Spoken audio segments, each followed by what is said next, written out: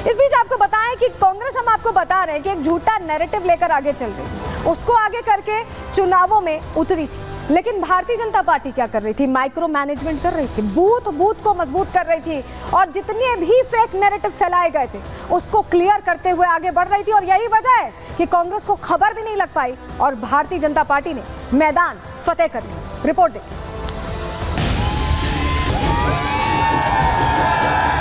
मुझे आप बताओ, इंतजार कर रहे थे इसी दिन का, आज के दिन का, आज के पर्व का, कि यहाँ पर सत्ता को पलटे और कांग्रेस की सरकार। हरियाणा विधानसभा चुनाव में कांग्रेसी नेताओं के ये बयान उनके अति आत्मविश्वास को दिखा रहे थे। किसान, पहलवान और जवान के मुद्दे पर कांग्रेस ने जमकर फेक नैरेटिव गढ़ा। सियासी फैक्ट्री में झूठ की जलेबी छानी गई और उस पर जातिवाद की चाशनी लपेटकर जनता के सामने परोसा गया। चुनावी घमासान हुआ, मतदान हुआ, जिसके बाद एग्जिट पोल आए। एग्जिट पोल के नतीजे देखते ही कांग्रेस के बयान बहादुर ओवर कॉन्फिडेंस के घोड़े पर सवार हो गए। लेकिन आज नतीजे का दिन था। सुबह तक मुख्यमंत्री बनने का सपना सजोए बैठे भूपेंद्र हुड्डा के अरमानों पर पानी फिर गया। जश्न के लिए तैयार की गई जलेबी की मिठास फीकी पड़ गई। अति आत्मविश्वास के घोड़े ने दम तोड़ दिया और कांग्रेस दफ्तर पर सन्नाटा पसर गया। डेटा अपडेट नहीं हो रहा है। जो मेरे पास खबर है, we are touching the majority. Congress is getting majority. Congress Haryana चुनावों के लिए पिछले 1.5 साल से झूठा नैरेटिव गढ़ रही थी। कभी किसान आंदोलन पर झूठ फैलाया तो कभी पहलवानों के झूठे हिमायती बने। केंद्र सरकार को बदनाम करने के लिए भूपेंद्र हुड्डा के बेटे दीपेंद्र हुड्डा ने कमान संभाली। महिला पहलवानों को धरने पर बैठा दिया। राजनीतिक रोटी सेकने के लिए उन पहलवानों के साथ अन्याय का दंगल शुरू किया गया जो प्रतियोगिताओं में जाने के असली हकदार थे। हरियाणा में कांग्रेस औंधे मुंह गिरी तो पहलवानों की आवाज उठाने वाले ब्रजभूषण शरण सिंह सामने आए और सियासी पहलवानों पर जमकर बरसे। अगर हमारा नाम लेकर के वो जीत गई तो बहुत अच्छा है, हम महान आदमी है। कम से कम मेरे नाम में इतना दम तो है कि हमारा नाम लेकर के उनका नैया पार हो गई। लेकिन नैया तो पार हो गई, लेकिन कांग्रेस को तो डुबो दिया। हुड्डा साहब तो डूब गए, प्रियंका जी तो डूब गई, राहुल बाबा का क्या होगा? वो तो जीत गई। लेकिन बड़े सपने सजोए थे हरियाणा को लेकर के, क्या हुआ? वो जहाँ जहाँ जाएगी सत्यानाश ही होगा। पहलवानों का आंदोलन था। इसमें जो पहलवान, कथित पहलवान हैं, ये हरियाणा के लिए नायक नहीं है, ये खलनायक है। और खलनायक ये अपने जूनियर खिलाड़ियों के लिए है। ये लड़ाई जो हम लड़ रहे थे, उन्हीं हरियाणा के बच्चों की हम लड़ाई लड़ रहे थे, जिसको लेकर के इन्होंने एक झूठा नैरेटिव सेट किया, आंदोलन चलाया। कांग्रेस जहां झूठे नैरेटिव के दम पर चुनावी मैदान में थी, वहीं बीजेपी अपने काम और कांग्रेस की आपसी कलह का फायदा उठाने में कामयाब रही। पूरे चुनाव में कुमारी शैलजा और भूपेंद्र हुड्डा के बीच वर्चस्व की जंग दिखी। शैलजा के करीबियों का टिकट कटा तो बीजेपी ने उसे मुद्दा बना लिया। कांग्रेस में दलित नेताओं की कदर नहीं है, ये मैसेज जनता तक पहुंचाने में कामयाबी मिली। खुद प्रधानमंत्री मोदी तक इस पर इशारों में वार करते दिखे। कांग्रेस से सबसे अधिक नाराजगी तो दलित, पिछड़े और वंचित समाज की है। दलित समाज ने भी ठान लिया है, बापू बेटे की राजनीति को चमकाने का अब दलित मोहरा नहीं बनेंगे। सरकारी नौकरियों में हुड्डा सरकार के दौरान खूब रिश्वतखोरी हुई थी। कांग्रेस के कार्यकाल में पैसे और सिफारिश पर ही नौकरियां मिलती थी। यही नहीं, ये नौकरियां भी रोहतक रीजन और जाट बिरादरी के लोगों तक सीमित रही हैं। ऐसे में बीजेपी ने अपने 10 साल के कार्यकाल में बिना भेदभाव के काम करने वाली नीयत वोटर्स के सामने रखने में कामयाबी हासिल की। हरियाणा के मतदाताओं ने फैसला ले लिया है, कांग्रेस को एक बार फिर नकार दिया गया है। जनता ने मोदी की गारंटी पर भरोसा जताया है।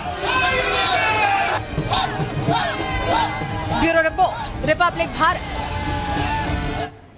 तो ऐसा नहीं है कि पहली बार राहुल गांधी के नेतृत्व में चुनाव लड़ा गया, बहुत सारे चुनाव लड़े गए हैं और उनकी फहरिस्त इतनी लंबी है उन चुनाव को लीड करने की और हारने की कि आपको बताना वो जरूरी हो गया है। देखिए, सबसे पहले आपको बताएं जो चुनावी गुब्बारा कितनी बार फूटा है, आपको बता रहे हैं। सबसे पहले आपको बताएं कि लोकसभा चुनाव 2024 में हार हो जाती है तो चुनावी गुब्बारा फूट गया। 2023 में मध्य प्रदेश विधानसभा चुनाव होता है, उसमें भी हार हो जाती है। एक और चुनावी गुब्बारा जो कि मध्य प्रदेश विधानसभा चुनाव के बाद राजस्थान में, वहां भी हार हुई। छत्तीसगढ़ विधानसभा चुनावों में भी लीड कर रहे थे राहुल गांधी, पहुंचे थे, मुद्दे बता रहे थे, उस वक्त यात्रा भी कर रहे थे, हार ही हुई।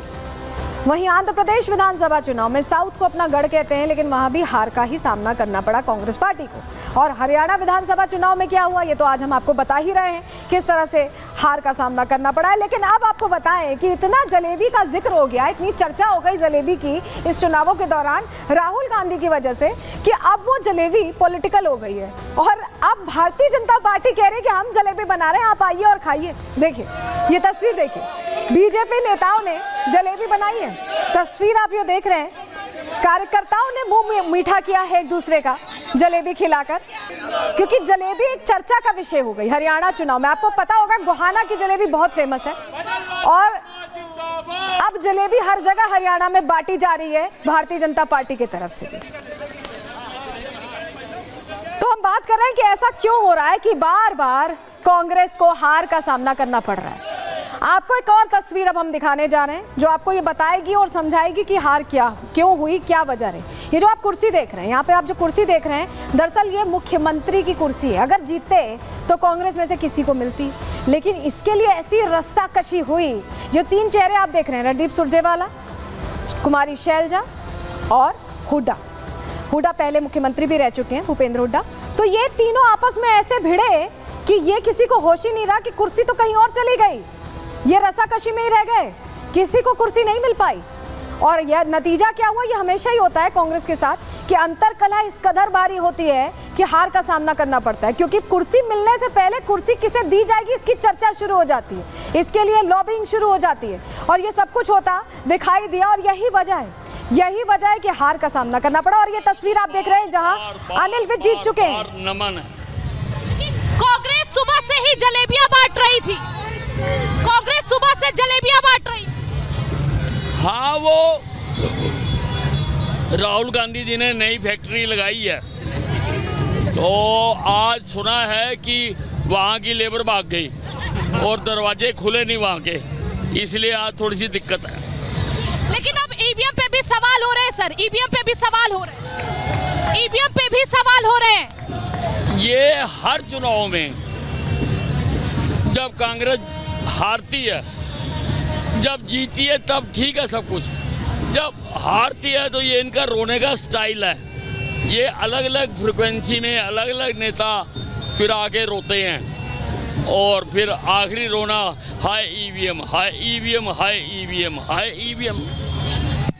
लेकिन एक बड़ा सवाल ये है कि तीसरी बार बीजेपी ने हरियाणा में हैट्रिक तो लगा दिया, लेकिन मुख्यमंत्री कौन बनेगा?